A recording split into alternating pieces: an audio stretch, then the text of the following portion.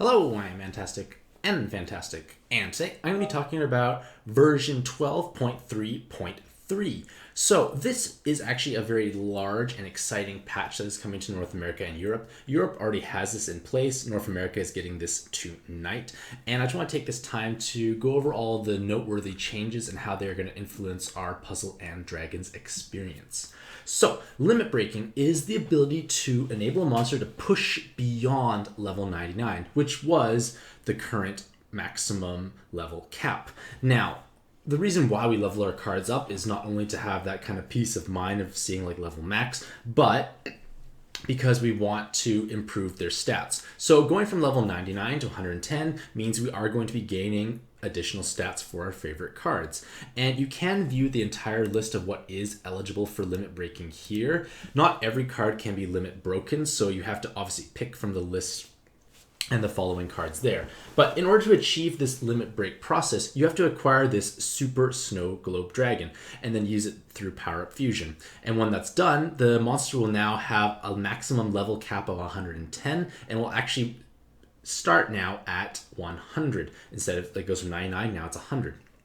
So this seems all great and dandy, but there is a big catch. It's going to cost you 50 million experience to hit level 110. You go from 99 to 100 for free, so it's going to cost you 5 million per level. This Super Snow Globe provides 4 million experience, so you have 46 million experience left to try and achieve. So this is definitely not for the faint of heart. You can easily max level an entire team and probably their inherits all at the same time with some experience to spare, instead of possibly using limit break, obviously excluding reincarnated cards. But the point of the matter is you're going to be gaining maybe 10% more stats for 50 million experience. Is this, or 46, is this really worthwhile for the average player? The answer is no, because unless you somehow have a bazillion snow globes saved up, you're not going to have enough experience to level it up, and you're better off leveling up everything else. Like you get your whole team, get your inherits up, and you'll be much happier at that point in time. So this process is another way to add another grinding aspect to the game, another goal to pursue, another way to min-max your experience. But the min-maxing may or may not necessarily help that much in the grand scheme of things. Maybe it might allow you to survive a certain preemptive from DQ Hera, but again, it depends on where you are at this point in time in the game. So it's fun in a way, it's grindy, it's a new goal to achieve, but it's not necessarily practical for everyone unless we have easy access to snow globes. Now, there's going to be a lot of people who are going to ask right away, who should I limit break? And the simplest answer is, who do you use the most? Because this is such a large investment. You want to make sure that the card you limit break, or that's limit broken, has as much value as possible for your monster box. So based on the list, one example is Reincarnated Anubis. And Reincarnated Anubis is one of the strongest leaders available in the game. He has lots of staying power moving forward. He's tremendously powerful. He's going to be relevant for a long time to come.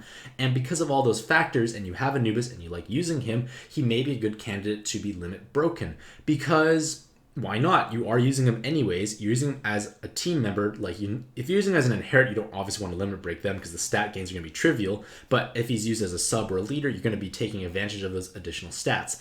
May or may not actually make a difference, but you look more appealing to all your friends, as well as just having that peace of mind knowing that you did everything you could to make Anubis that much stronger. Again, this applies to anyone you use frequently, but I would strongly advise you to limit break cards that have relevance right now and moving forward. And where do you acquire these Super Snow Globes? They will drop as a rare invade from Extreme King Metal Dragon, King Dragon Infestation, and King Carnival. Rare invade, I don't know the rates, but I'm going to presume it's relatively low. So it's going to be challenging to acquire, but again, it's the 46 million experience required that is the hard part. Next is Rainbow Pea. And a rainbow, okay, so first up things first, pies or peas are an amazing resource for Puzzle and Dragons because it allows us to level up our monsters with ease. We just need to feed a same color pea or pie to our card and we gain a skill up. This prevents the need for going out and trying to find these skill ups in the wild. They're easy to acquire perhaps, but you have to go through the process. It could be tedious. You have to get King Tans to guarantee skill ups. It can become a hassle, and for players who just have lots of resources to spare and easy time farming Arena 1, it's probably better just to pie it instead of actually going through the whole process. So Because they're so common at this point in time, this Rainbow P is not necessarily a huge game changer.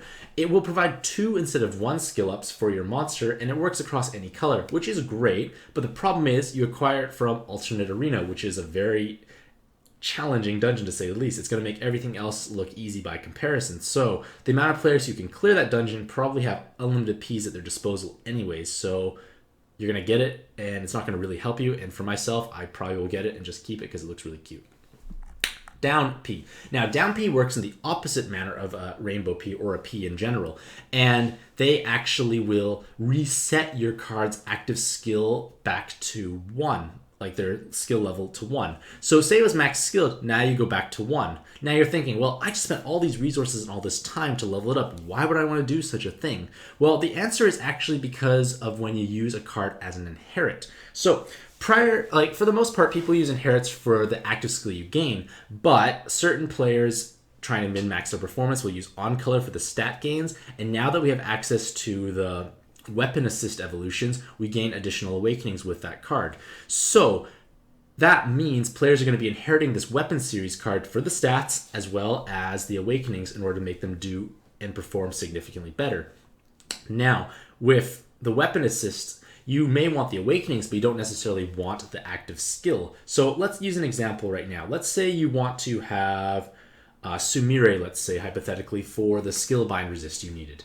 Well, you can inherit Sumire, and great, you get skill bind resist, but you have an active skill that makes water and hard orbs. And if you're playing a mono, say, yellow team, these water orbs are doing nothing for you. You're going to lose your light orbs. You get heal orbs, great, but you don't have any damaging orbs, and you're probably going to die anyways. So this is where a max-skilled Sumire weapon assist inherit is actually more of a liability than a benefit. So if we were to make Sumire go back to their unskilled form, like all the way back to skill level 1, you probably have another 6 or so turns to play around before it caps out into Sumire. So you can dump that active skill more easily, you have more wiggle room, and less stress overall. So that's why and where a down P is going to be used the most. And because of the notion of weapon assist becoming more relevant, I would strongly advise you not to skill up any monster you have unless you're actually going to be using them, because you don't want to have to go through the process of getting a down P to reverse all that work you just invested into your card.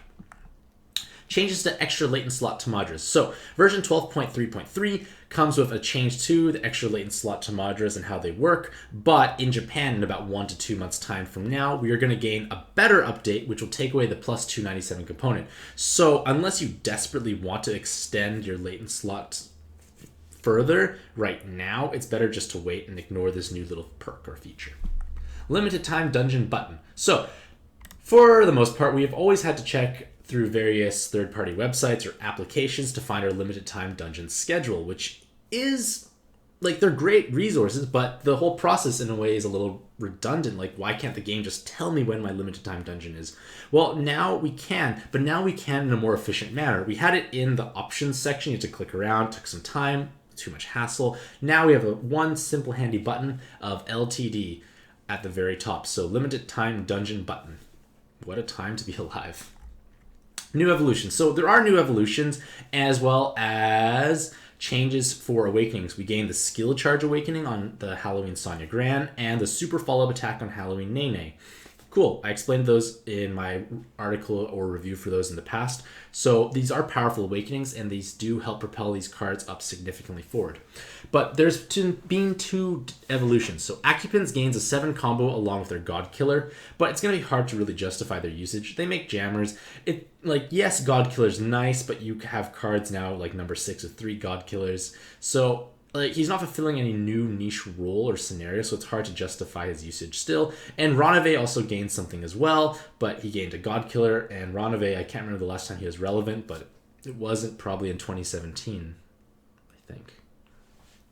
But the 2 new evolutions that are more exciting are the weapon assists for Xerogs, because now you can gain 2 redeemable material killers or 2 awoken material killers. And that means when you inherit this Xerog, those awakenings transfer over. So with the double redeemable killer awakenings, you can deal 9 times damage to pre-draws, which will save you active skills because now you don't have to worry about that high defense. And it can open up possibilities for other arena farming teams that don't want to bring guard break or a counter to the pre-draws. So Last but not least, there will be a new ranking dungeon as well as alternate arena being released. I'll cover those in subsequent posts because they're long and they're just very different by comparison to what's being addressed here, so stay tuned for that.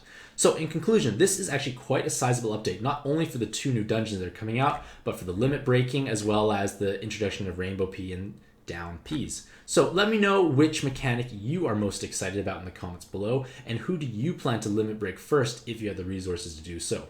Hopefully you all have a Mantastic day. I wish you all the best of luck in your own pad adventures, and happy puzzling.